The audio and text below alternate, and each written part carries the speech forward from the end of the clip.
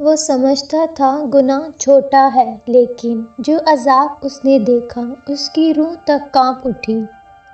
وہ ایک جوان تھا، نماز چھوڑ چکا تھا، گناہ کو مذاق سمجھتا تھا، کہتا تھا اللہ معاف کر دیتا ہے، ابھی تو جوانی ہے۔ ایک رات وہ گہری نیند میں چلا گیا۔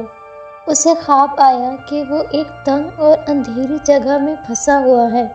نہ آسمان نظر آتا ہے نہ زمین، ہوا میں گھٹن ہے، سانس لینا مشکل ہے۔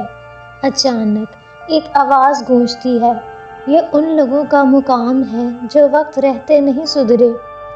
وہ آگے بڑھتا ہے، سامنے قبرستان ہوتا ہے، قبریں صرف مٹی کی نہیں بوجھ سے بھری ہوئی۔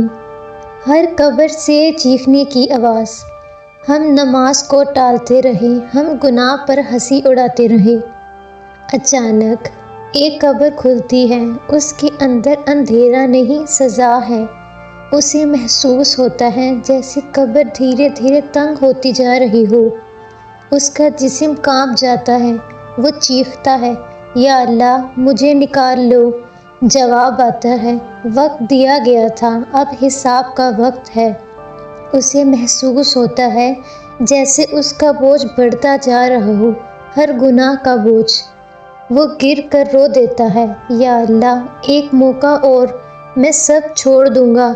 اچانک اس کی آنکھ کھل جاتی ہے، وہ پسینے میں ڈوبا ہوتا ہے، سانس پھولی ہوئی۔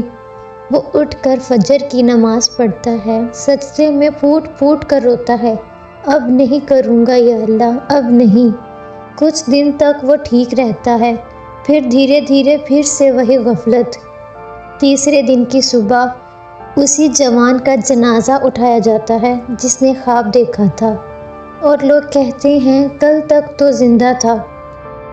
اس کہانی سے ہمیں یہ سبق ملتا ہے، عذاب صرف قبر میں نہیں ہوتا، کبھی کبھی اللہ دکھا دیتا ہے تاکہ بندہ سدھر جائے۔